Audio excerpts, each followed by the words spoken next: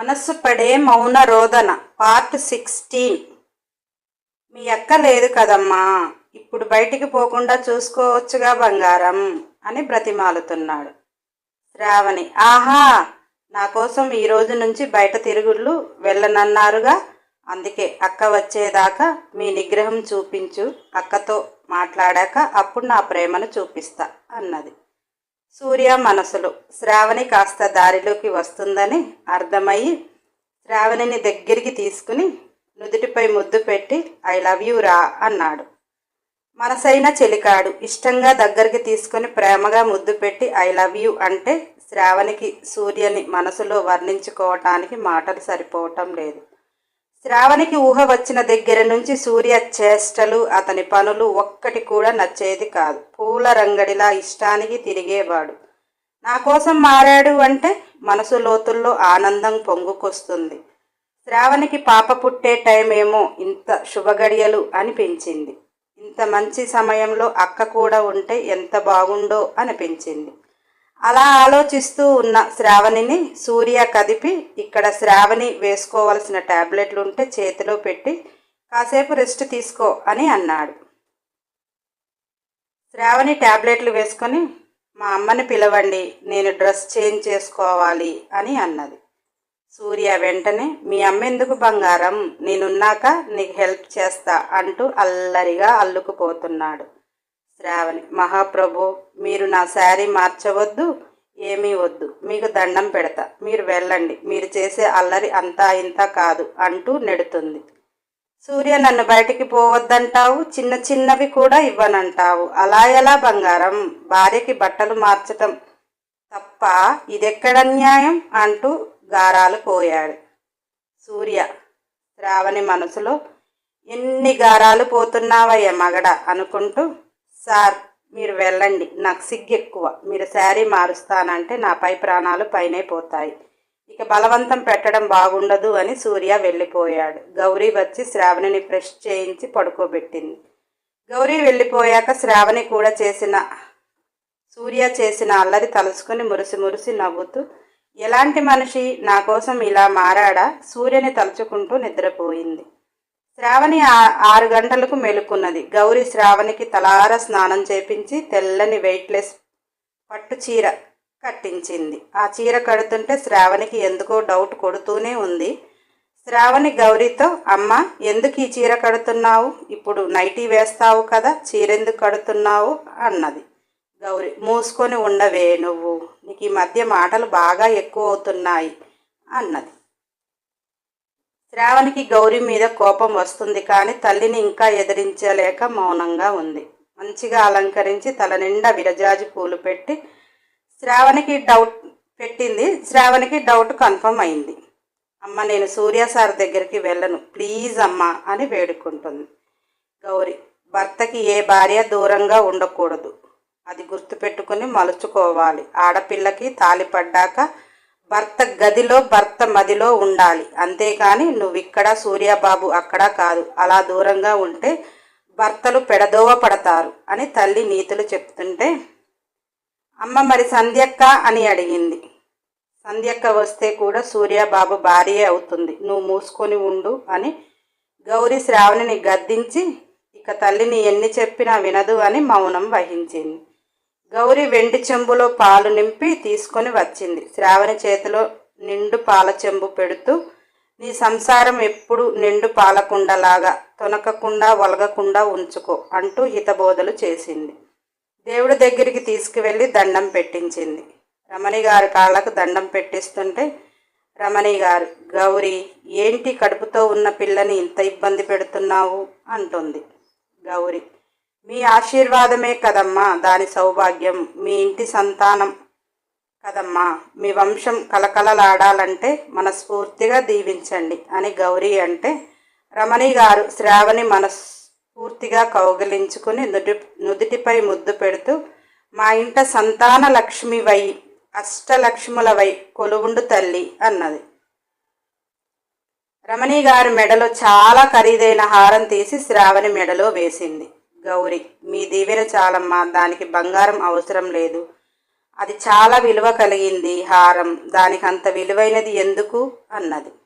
రమణి గారు, గౌరీ, శ్రావణి మా ఇంటి మహాలక్ష్మి, నువ్వేమీ అడ్డు చెప్పకు అంటూ ముద్దు చేసి, మీ అక్క తరపున లక్ష్మిని ప్రసాదిస్తావు, మరి నీ తరపున అని నవ్వింది.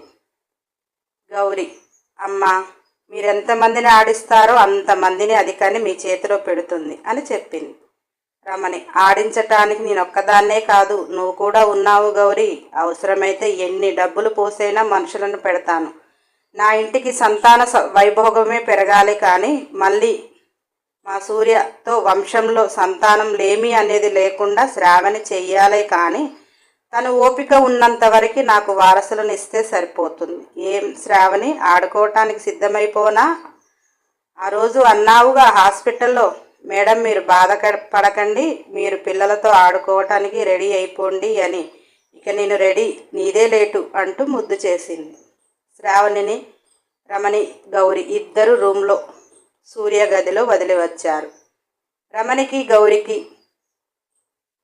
సంధ్య ఉన్న మొదటి రోజు గుర్తొచ్చింది. సూర్య ఎంత దారుణంగా ఉన్నాడో ఆ రోజు. శోభనం గదిలో సంధ్యని వదిలి సూర్య కోసం వారు ఎంత ఎదురు చూశారో వారికే తెలుసు. ఈరోజు కొడుకు శ్రావణి కోసం గదిలో ఎప్పటి నుంచో ఎదురు చూడటం రమణి గారికి భూమి మీద కాలు ఆగనే లేదు.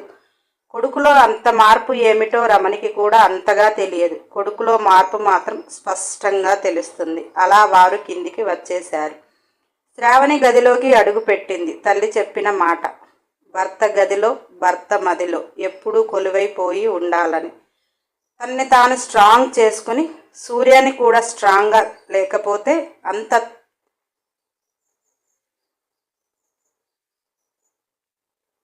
తనను తాను ఒక నిర్ణయం తీసుకుంది సూర్యాని స్ట్రాంగ్ చేయటానికి. శ్రావణి పాల చెంబు సూర్య చేతిలో పెట్టి సూర్య కాళ్లకు దండం పెట్టింది. సూర్య చెంబు పక్కన పెట్టి శ్రావణిని పైకి లేపుతూ, నువ్వు ఉండాల్సింది నా కాళ్ళ దగ్గర కాదు బంగారం, నా మనసులో ఎప్పుడో చేరిపోయావు. మనసు నుంచి ప్రతి అణువు నీకై తప్పిస్తూనే ఉంది అని శ్రావణి కంటి నిండా నింపుకున్నాడు. నిన్న మొన్నటి వరకు డ్రెస్సులు వేసుకుని చిన్నపిల్లల ఇంట్లో తిరిగిన అమ్మాయి ఈరోజు తన భార్య అయినది. 5వ నెల బేబీ బంపు, ఒంటి నిండా నీరు పట్టి తెల్లని చీరలో మెడలో పసుపు తాడుతో. చందమామలో మచ్చ ఉందేమో కానీ నా శ్రావణిలో మచ్చలేదు అని మనస్ఫూర్తిగా కౌగలించుకున్నాడు. శ్రావణి సూర్య గుండె సడి వింటూ ఒకప్పుడు దూరం నుంచి చూస్తూ, ఆ గుండె మీద నేను ఉంటే బాగు అనుకున్న క్షణాలెన్నో. కానీ బాబు రాసలీలకు అది జన్మకు జరగదు అనుకుంది. సంధ్య వచ్చాకైనా మారతాడు అనుకుంటే మారని సూర్యని చూశాక తను మానసికంగా ఎంతో వేదన పడ్డది.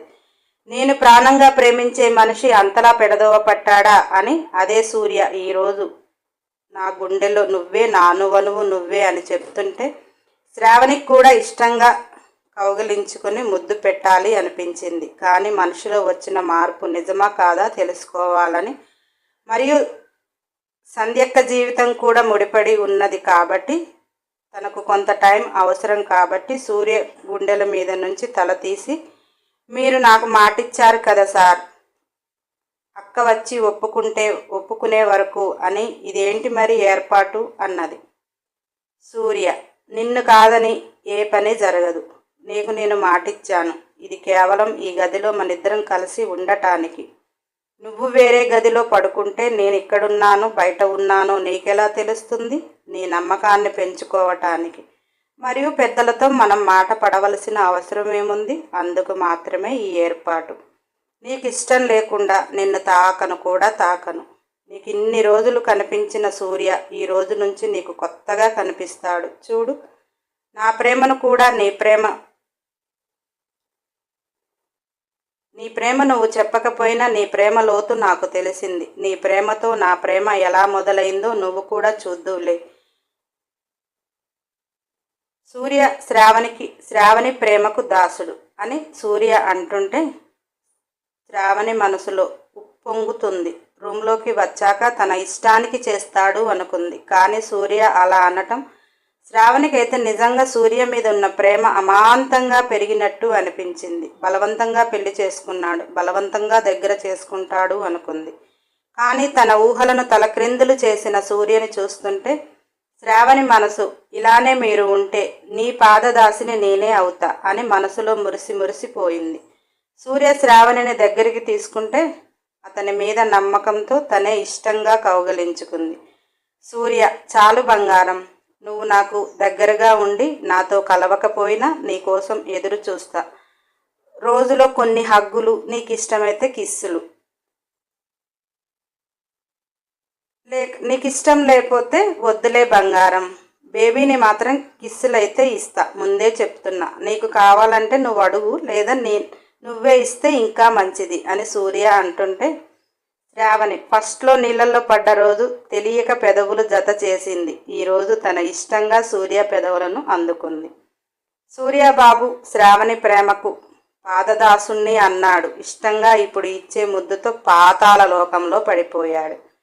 సూర్యబాబుని శ్రావణి ప్రేమ నుంచి బయటికి తేవటం ఇక ఎవరి తరం అవుతుందో లేదు. సూర్యకి కూడా ఇష్టం లేదు ఆ ప్రేమ నుంచి బయటికి రావటానికి. పాతాళంలో ఉన్నా బాధ లేదు, పాతాళంలో ఉన్నా బాధ లేదు. శ్రావణి ప్రేమలో అయితే ఉన్నాను చాలు.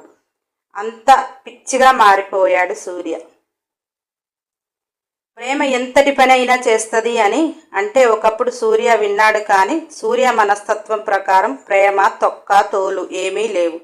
ఫుల్ బిందాస్గా లైఫ్ ఎంజాయ్ చేశామా లేదా. ఇష్టంగా తాగాడు, ఇష్టంగా తిరిగాడు. ఎవరు అడ్డు చెప్పలే, ఎవరు ఆజ్ఞలు పెట్టలే.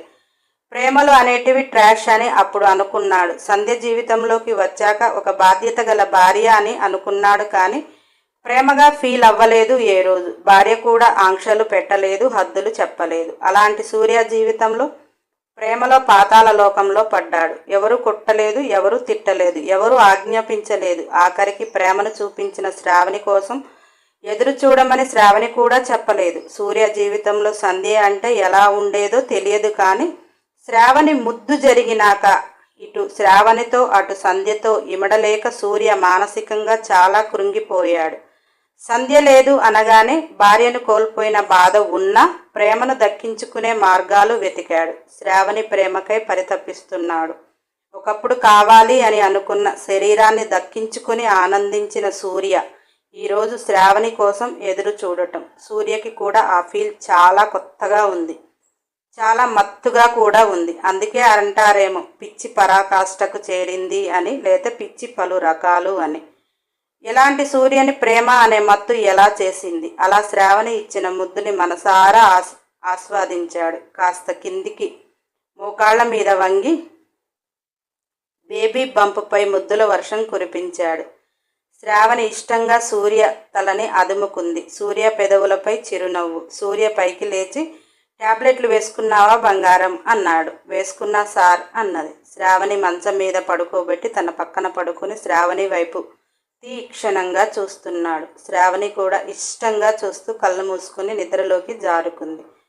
సూర్య దగ్గర గంట పొదువుకుని తను కూడా ప్రశాంతంగా పడుకున్నాడు. అలా వారి జీవితాలు ప్రశాంతంగా సాగుతున్నాయి. ఒకరికి మించిన ప్రేమ ఒకరు చూపించుకుంటున్నారు. ప్రేమనైతే పంచుతుంది కానీ సూర్యని మాత్రం దూరమే పెట్టింది. అలా 5వ నెల నుండి చెకప్కి తీసుకువెళ్ళారు. సూర్య, గౌరీ, శ్రావణి తీసుకుని ఆసుపత్రికి వెళ్ళారు. అన్ని టెస్ట్ చేశాక బేబీ గ్రోత్ బాగానే ఉంది అని చెప్పాక డాక్టర్ శ్రావణిని కేర్ చేసేది గౌరీ కాబట్టి మీరు కాసేపు ఇక్కడ ఉండండి అని అన్నది. గౌరీ సూర్యతో బాబు మీరు మెడిసిన్స్ తీసుకుని ఇంటికి వెళ్ళండి, నేను వస్తాలే అన్నది. సూర్య సరే అని శ్రావణిని తీసుకుని ఇంటికి వెళ్ళిపోయాడు. డాక్టర్ గౌరీతో సూర్య సార్ మీ పాపని పెళ్లి చేసుకున్నాడా అన్నది. శ్రావణి మెడలో తాలిబొట్టు, తాడు, నుదుటిన కుంకుమ అన్నీ డాక్టర్ చూసింది కనుక అడిగింది. గౌరీ డాక్టర్తో అవును మేడం, సూర్యబాబు మా పాపని పెళ్లి చేసుకున్నాడు అని చెప్పింది. డాక్టర్ పోనీలే, నీ పాప జీవితం కూడా నిలబడ్డది. ఆ రోజు కన్నెపిల్ల గర్భం ట్రాన్స్ఫర్ చేయమంటే బాధ అనిపించింది. కానీ ఈరోజు సూర్య మీ అమ్మాయిని పెళ్లి చేసుకోవటం చాలా బాగుంది. ఇక్కడ మీకు కొన్ని విషయాలు చెప్పాలి అని డాక్టర్ అంటుంటే గౌరీ ఏంటి మేడం అని అన్నది. సూర్య శ్రావణి మీద ఇష్టంతో పెళ్లి చేసుకున్నాడా, లేకపోతే ఏదో వారి బిడ్డ ఆమె కడుపులో ఉంది కదా అని చేసుకున్నాడా అని అడిగింది. గౌరీ లేదు మేడం, సూర్యబాబు ఇష్టంతోనే పెళ్లి చేసుకున్నాడు. నా కూతుర్ని చాలా బాగా చూసుకుంటున్నాడు. నా కూతురు అదృష్టమేమో కానీ బాబు కూడా ఇంతకు ముందులా కాకుండా చాలా మంచి మార్పులతో ఉన్నాడు. చక్కగా వ్యాపారాలు చూసుకుంటున్నాడు. అన్నీ చెప్పి ఎందుకు మేడం మీరు అలా అన్నారు అని అన్నది. డాక్టర్ అంటే ఇంకా వారిద్దరు భార్యాభర్తలుగా దగ్గర కాలేదు అన్నది. గౌరీ అయ్యారే, వాళ్ళకి పెళ్లి జరిగిన రోజు నుంచి ఇద్దరు ఒక్క దగ్గరే అన్యోన్యంగానే ఉంటున్నారు అని గౌరీ అంటుంటే, తను సూర్యకి దగ్గర కాలేదు, ఇప్పుడు వారిద్దరు భార్యాభర్తల బంధం కొనసాగిస్తే మీ పాపకి డెలివరీ ఈజీగా అయ్యే అవకాశాలు ఎక్కువ ఉంటాయి అని డాక్టర్ చెప్తుంటే, అసలు వారిద్దరి మధ్య ఏది లేదు అంటే నమ్మబుద్ధి కావటం లేదు. ఇద్దరు ఎంతో సంతోషంగా ఉంటున్నారు. ఏంటి డాక్టర్ ఇలా చెప్తుంది అని పరిపరి విధాలుగా ఆలోచిస్తుంది. గౌరీ సరే మేడం, నేను చక్కబెట్టే ప్రయత్నం చేస్తా. ఇప్పటి వరకు వారు భార్యాభర్తల బంధంలో లేదంటే నేనే నమ్మలేకపోతున్నా. కాను నాకు తెలిసి ఇందులో సూర్యబాబు తప్పేమీ ఉండదు. నా కూతురి అహంకారము ఏదో ఉండే ఉంటుంది. నా కూతుర్ని కూడా తప్పు పట్టలేను. ఎందుకంటే సంధ్య చనిపోయిన సంగతి ఇప్పటి వరకు మా పాపకి చెప్పలేదు అంటుంటే, డాక్టర్ అంటే మీ పాపకి ఇప్పటి వరకు సంధ్య గురించి చెప్పలేదా అన్నది.